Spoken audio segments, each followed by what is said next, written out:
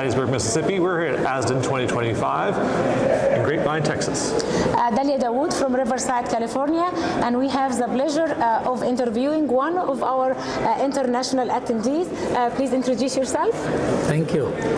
I am Bala from southernmost part of India, which is far away from the nearest city, Chennai. And I have come to attend ASDIN this year, and I have been attending ASDIN since 2013.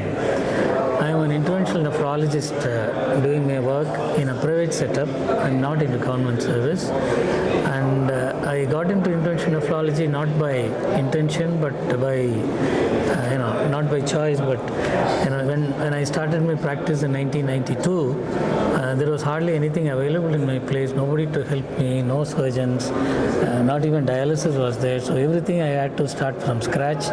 And one critical limitation was creating AV fistulas. Then I had to send them to another, at least 100 kilometers away for somebody to create. And I had the experience of creating a lot of AV shunts during my internship time, which is not there anymore. So with that little experience with AV shunts, I ventured and started doing AV fistulas, and not thinking about really intervention nephrology, thinking as a tool to serve the people there. Then by 2003, I had enough number of patients, cases of AV fistula created by me to be presented in the World Congress. And again, I went there with a lot of hesitation because I was not sure whether physicians can do surgical procedures and will that be accepted by an international audience. But to my surprise, it was received with a lot of interest, and they said, this is a need not only in developing countries but for even advanced countries. We nephrology should be taking up all these procedures. And following that, in 2013, I think I came to Washington ASDIN, and there my AVF data, and I won the Best Paper Award. And I've been a regular visitor here. And I think this interventional nephrology is more relevant to developing countries because that gives or empowers the young nephrologists to learn things which they can do when they move out of the institution to when they go to practice, and they will reach farther areas and serve people who are hitherto not served by any renal treatment. So that way I think it is more relevant for us rather than developing countries, because here you will have vascular surgeons, interventional radiologists, all there in all places. So that was my message I gave in one of the World Congresses in Hong Kong also. My paper said intervention nephrology is more relevant to developing countries to carry renal management to people living farther away from bigger institutions. So I learned more about you from our president, Dr. Shasteva, and I was amazed to learn that you have the Avatar India and you're the founder of that, which basically similar to ASDIN in India. Can you talk to us a little bit about this organization, how it started? Yes. So actually we have Indian Society of Nephrology, Indian Society of Dialysis, peritoneal dialysis, etc. There was no society for interventional nephrology. We were all looking up to ASDIN.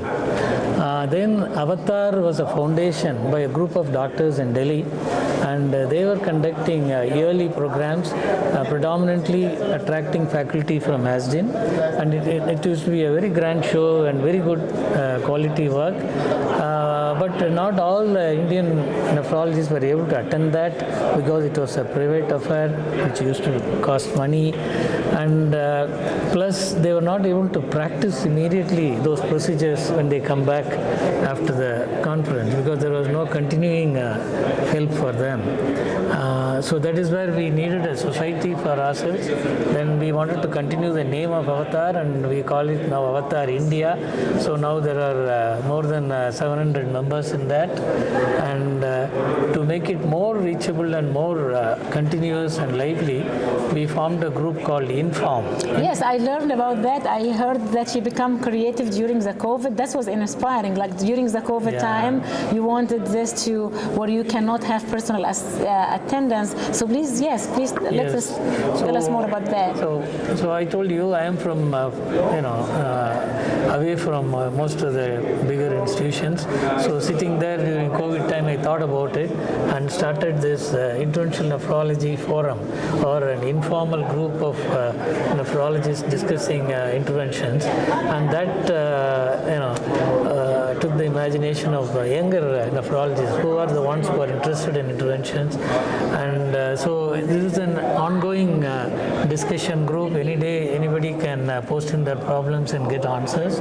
And every month, last Saturday at 8 p.m. Indian Standard Time, so it will be 8 o'clock or so in the morning for you. We used to have live sessions of 1 to 1.5 hours, where there will be a presentation by somebody, and presentation of problem cases, and more informal. It is not a very it's very impressive. Yeah. It's very impressive. So now there are around 750 members in that group, and at least 100 of them join every month, depending on the topics we choose. And I think it has helped many of them to right away start doing it, because they have this confidence that they can call somebody, or they can get help anytime. So thank you for your leadership in the international level to have invested the time and the energy to develop the Avatar India, or the Inform group. And I would just encourage all of our audience to, maybe you can share with us the link, and we can post it in our website for ASDIN TV. And we encourage everybody to take an advantage of this amazing platform for exchanging knowledge and experience. Brian? So, you're a surgeon, you're an innovator, and now you're doing something with ultrasound. Yes. So when I started my practice, and I started doing transplants in 1996 in my small center, and ultrasound is very important, especially Doppler immediately and for follow-up of transplant patients. And I didn't have radiologists to do. They were only happy doing OG ultrasounds and running around. They used to hop from hospital to hospital with their machine and doing that. So I had to learn ultrasound myself, sake of my patients. So then I started doing Doppler of transplant kidneys. Then I started doing this in acute renal failure. I thought, if I can take some time, in transplant grafts, you look at the Doppler and try to diagnose rejection. Rejection is nothing but an interstitial form of AKI. So in native kidneys also, I started looking for these Doppler signals and started studying it. And I thought we can differentiate between acute tubular necrosis and acute glomerular RPGN, rapidly progressive glomerulonephritis.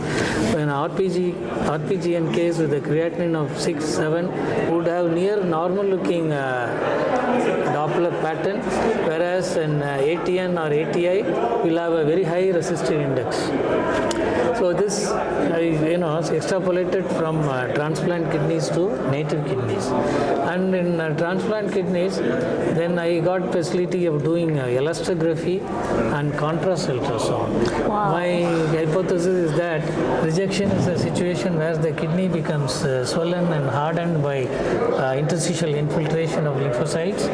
So its elasticity will be less, it will become more hard, whereas calcineurin toxicity, where there is vasoconstriction, the kidney would soften and become more elastic or less stiff.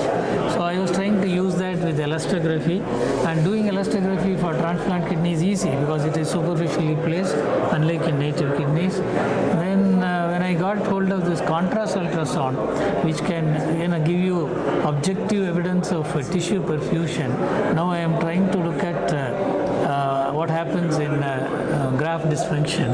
It's impressive. Whether I can differentiate between different causes of graft dysfunction. Yes, it's really an impressive amount of skills, Absolutely. innovations, different areas. Absolutely. It's an amazing career. Now, you've been attending ASDIN for so many years.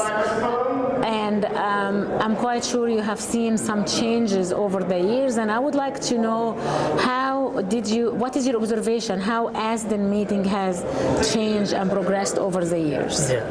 First of all, when we started doing intervention in our country, we didn't have any, people to guide us, nobody to look up to. We were sort of developing ourselves individually in different parts of the country.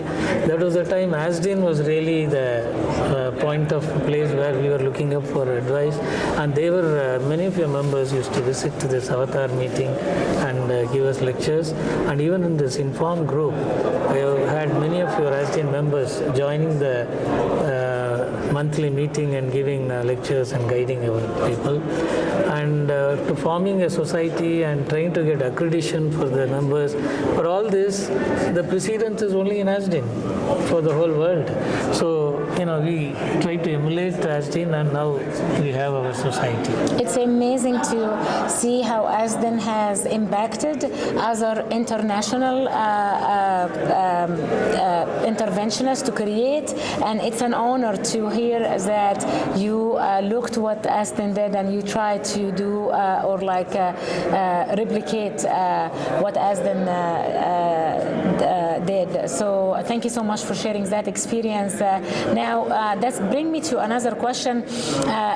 Do you do all procedures, like everything? Like I know that there are some countries where there is some limitation with thrombectomy and angioplasty because the cost of the wires and balloons and stents. So can you talk to us a little bit about the resources of India, and if you were able to do all of the procedures that we traditionally do in the United States?